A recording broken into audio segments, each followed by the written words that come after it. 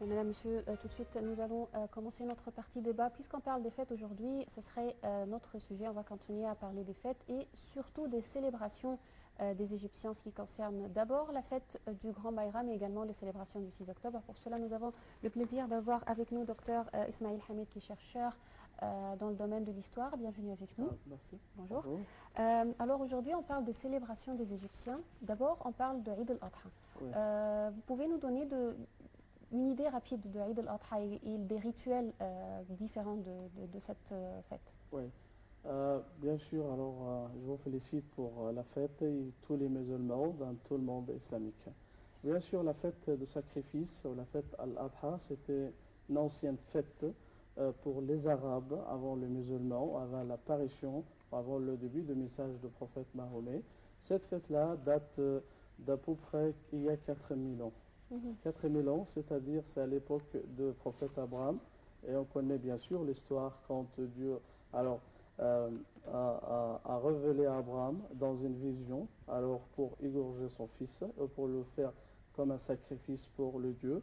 Alors, on connaît bien sûr que Abraham, il est né à Mésopotamie, c'est en Irak, puis il est parti en Palestine. Là-bas en Palestine, il y avait une famine, puis il est parti en Égypte. Donc là-bas, il a trouvé Agar. Le pharaon de l'Égypte lui donne Agar comme servant pour lui et sa femme Sarah, parce que Sarah elle était stérile. Donc Abraham il a épousé Agar, elle lui donne son fils Ismaël.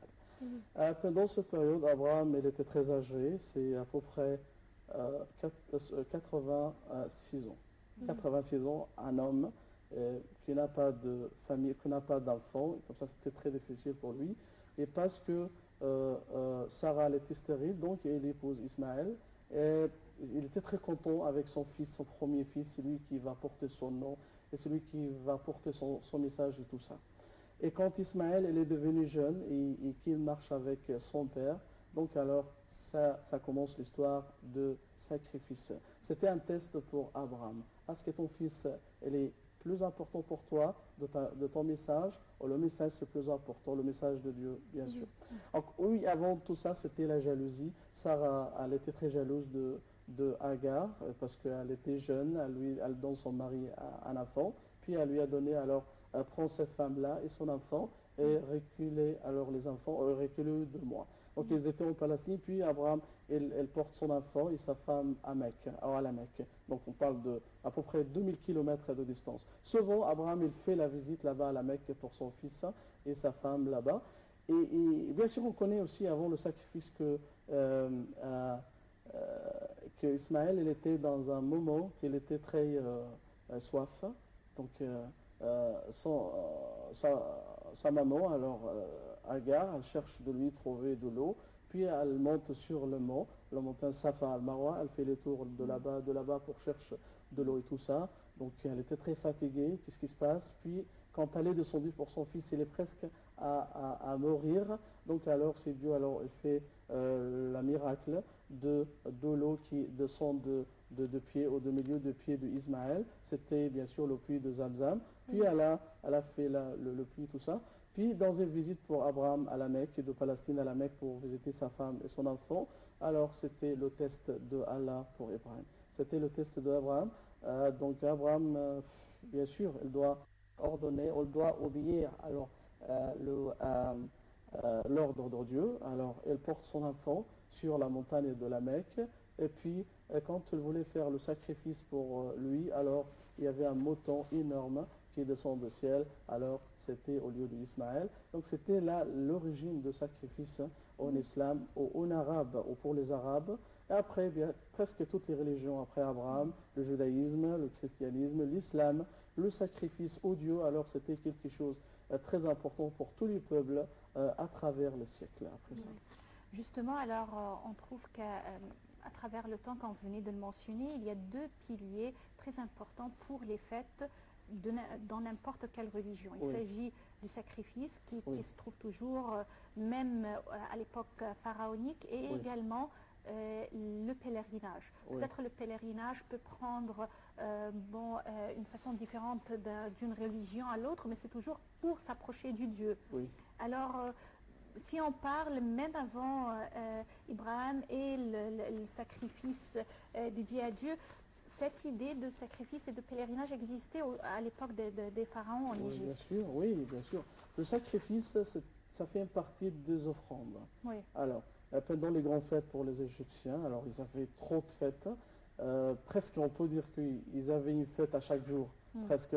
Alors, chaque ville, elle avait des fêtes pour la ville, pour la province, pour la divinité locale de la ville. Il y avait des fêtes religieuses, des fêtes de l'agriculture, fêtes de la récolte, fête de Pharaon, le couronnement de roi, la fête de naissance de Pharaon. On connaît bien sûr, par exemple, le temple d'Abou Simbel qui était fait juste pour les deux fêtes de Pharaon, le fête de sa naissance en 22 février et la fête de son couronnement sur le front de l'Égypte, c'était le 22 octobre, tout ça. Donc pendant les fêtes, les Égyptiens alors présentent des offrandes aux dieux dans les temples ou pendant n'importe quelle fête. Le sacrifice, ça fait une partie de cette offrande-là. Et bien sûr, l'idée avant, c'était une idée commerciale. C'était pour les prêtres, ceux qui ramassent tout, les donations, qui ramassent les cadeaux, alors les offrandes, les sacrifices et tout ça. Les naïfs, elles présentent les offrandes, les sacrifices et tout ça. Et à la fin de la fête, alors c'était les prêtres qui ramassent tout ça. Et ça fait bien sûr beaucoup de trésors et fortune, richesse pour les prêtres. L'idée au début, c'était une idée commerciale. Après, bien sûr, avec les religions célestes, bien sûr, c'était une idée très différente parce que pour aider les pauvres. Parce que c'était juste les riches qui présentent les sacrifices pour après, pour donner la viande et tout ça aux pauvres. Donc, la conception, ça change beaucoup par les religions polythéistes, par les prêtres et tout ça, de faire un commerce et en même temps, après, ça change pour aider les pauvres. Parce que cette fête-là, bien sûr, c'est une fête de pauvres. Parce que les riches, alors elles doivent sacrifier alors aux dieux et en même temps pour donner les pauvres. Dans ce jour-là, c'est le jour de la fête de Béram. Il ne faut pas trouver quelqu'un qui a faim. On ne peut pas trouver quelqu'un qui souffre. Non, tout le monde, les pauvres, ils sont le plus riches de viande dans ces jours-là et les jours après.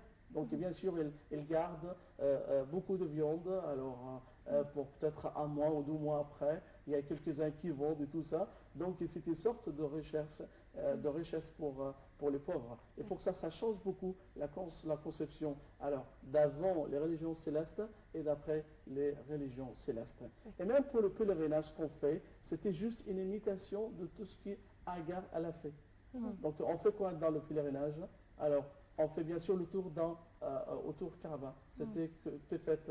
Alors cette fois c'était par Agar. Elle a fait ça pour chercher l'eau. Et puis elle était partie pour monter sur le mont pour chercher. Alors il y a le mont Safa et Marwa. Elle fait le tour d'aller-retour et tout ça. C'est pour chercher. Donc quand on fait là, ça c'était aussi la même chose. Arafat, alors on fait là parce que Arafat, ça date de l'époque d'Adam.